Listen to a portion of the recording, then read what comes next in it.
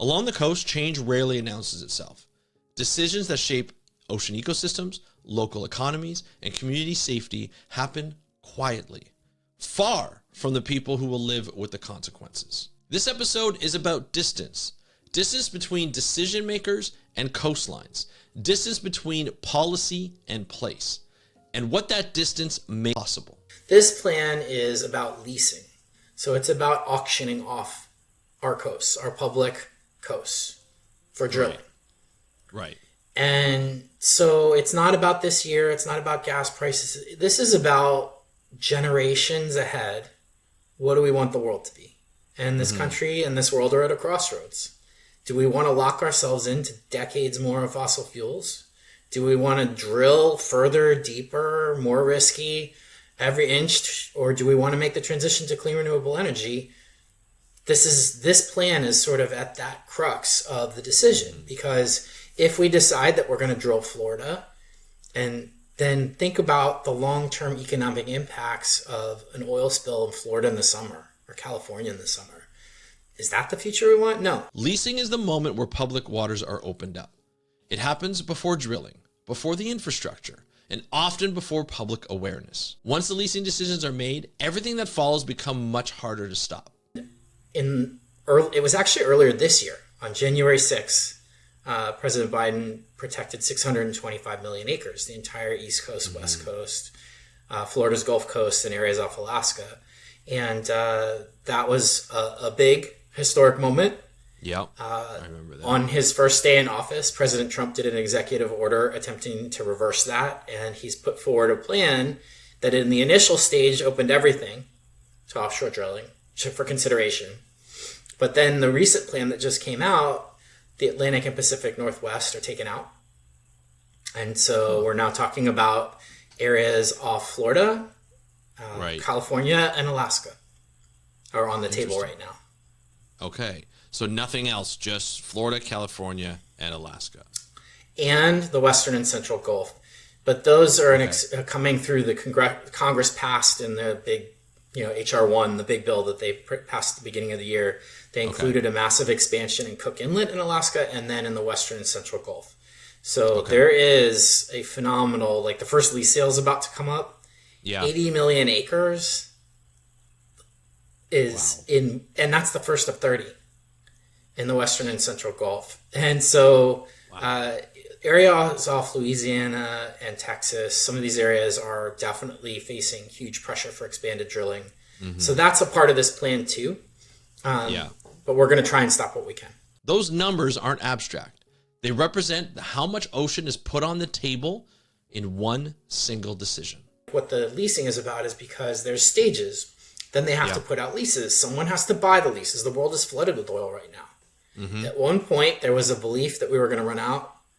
They're finding deep water oil in Guyana, North Sea, South China Sea, Nigeria, all around the world. They're finding massive, deep water, more risky, or near shore deposits in places there weren't before. So we really have to make a decision that we want to move on. We have to make a decision to stop expanding offshore drilling and change. So if we continue on the path we're on, history is so clear. Everywhere there's a massive expansion of offshore drilling, there are catastrophic oil spills. The language is technical, transactional even. There's no coastline in that description, no community, and no ecosystem. It was so amazing last week to see the continued bipartisan, overwhelming opposition. There was a letter from every single member of Congress from Florida. Every Republican, Democrat, every senator, every representative. The governor wrote a statement, and the military base, Eglin, that covers nearly all of the eastern Gulf of Mexico. It's the National Testing and Training Range for military, which does not want structure or flammable materials or oil spills happening. All of those, strong statements right out of the gates after this plan was introduced. So we certainly hope that the president, like last time, will hear those voices and pull it out and withdraw Florida. There is such strong opposition, and those are the elected officials, but also the people, the public, and fishermen on their coastline. Yeah, and they all almost all lived through Deepwater Horizon. Yes. So they remember. Yeah. So when something gets proposed like, well, there'll be 100-mile buffer, buffers don't matter when there's an oil spill. Being allowed to comment is not the same as having power. For communities closest to these waters, the gap becomes real very quickly. Especially with elected officials, we love to invite them to our beach cleanups, to water testing events, to show them that the place is not just the environment and the wildlife, but show them, how business is and their constituents, really depend on a clean coastal environment. So, and we're nonpartisan. We believe that, it shouldn't be some sort of political stance one way or the other to want to protect our public resources. The decisions land somewhere. Risk isn't hypothetical. It's familiar, and it doesn't fall evenly. Oil spills happen all the time. The smaller ones tend to be underreported by the industry and not covered by the media. The larger ones can be catastrophic, not just for the environment, but for communities, for businesses. Maybe there's a recency bias that people have, but I can tell you as someone that lives in Orange County that people remember the spill. We just had a big people's hearing event in Costa Mesa, and we had over 100 people turn up, including local officials who remember the challenges of dealing with Amplify Energy and, their lack of forthrightness, their failure to turn off the spigot, if you will, while oil, continued to flow into the marine environment. We had a woman who owns a charter fishing business and whale watching company out of Dana Point. She came and spoke out about it, and then emailed me the next day to let me know that she'd submitted her own official letter to the federal government. So yeah, when you see this stuff happen, it's hard to forget. Leasing doesn't just shape the present, it shapes the future. A lease today is almost a plan to drill 10, even 20 years from now. They sit on that lease. First, there's it's the ocean. It's not easy to get there. So sometimes they lease it out before they have the capital get a loan to do the survey work. Right. They might drill a survey well because these oil deposits are 2-3 miles underneath the mud. And that's all. If you're drilling through a mile of ocean on top of that. So these are incredibly complex operations, and they're incredibly expensive. And since 2014 and fracking, it's just been so much easier for the oil companies to hire trucks rather than boats, right? So it's still, to this day, it's much a bigger return on investment for them to hire trucks and frack in West Texas or North Dakota than it is to make a long-term plan to drill for oil deposits in the ocean. So what that means is a lot of your smaller operators won't even be bidding. That means communities inherit decisions they didn't make. The lease sale is every speck of ocean we got. And that's kind of offensive because it's, we have great coral reefs in places, in some places of the Gulf. In other places, we have sand resources that we would like to utilize for coastal and ecosystem restoration. We have fairways. We have places that will be good for wind power. So when you see these plans drop and they considered no one and nobody, and they just let oil industry take whatever they want, that's not a plan. Leasing is expansive. Once it happens, it reshapes what the ocean is allowed to become. Cook Inlet Keeper got its start after the Exxon Valdez disaster.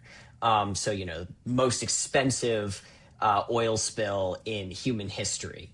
And it happened in Prince William Sound, which was, on the map, it looks next door to us. We were getting oil up here in Cook Inlet. We're hundreds of miles away, for reference. And it was absolutely massive. And there have been bigger ones, but this one was huge. From afar, places can look close together. On the ground, they aren't. Each of these lease sales that happen, like the most recent one, lease sale 258, There was they did a model on it, on sort of the risk of a major spill that was associated with this particular lease sale. And they estimated that there was about a 19% chance of a major spill happening. So this is the kind of thing that would be, destructive across the board and could, choke out our fish and also be just immensely destructive to wildlife, both in the ocean and also on land. And that's just one lease sale. When you start adding up the fact that we already have a bunch of sort of extractive industries further up the inlet, plus each new lease sale coming in having its own risk associated, that risk becomes additive. So lease sale 258 is 20%. When you add on the lease sale before that, it becomes 40%. And when you account for all of the current leases that are already happening in Cook Inlet, we're already hovering well over 50% chance of a risk of a major oil spill in the area. These risks are modeled. They're known. And still, the people closest to them rarely shape the decision itself. So we have a bunch of resources that we're making available for people to go to kind of help guide them through this process. So on our website, we have a page that is actually dedicated to oil and gas lease sales. And on that page, we've got like talking points that people can use. We've got the link to the actual place where they can go to submit the comments. And in a couple of hours, at 5:30 today, we're going to be doing a online video training session where we can kind of walk people through the issue and how to go about commenting on it. And we're going to record that and put that up online as well. So we're just trying to get as much as we can out there for people to both be aware that this is happening and that, this thing that's happening over the holidays that is trying to be stuck under their nose is happening right now, and they've got to get a comment in by January 23rd, especially because, we've got, like Lauren said, we've got 12 lease sales that have either happened or are about to happen in Cook Inlet alone. And this is because of, the various loopholes that the federal government has been using to constrain public comment.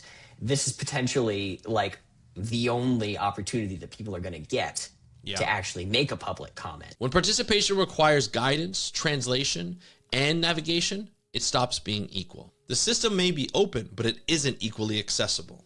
The people closest to the ocean are usually the first to notice change, the first to respond, and the last to be heard. And that distance is not accidental.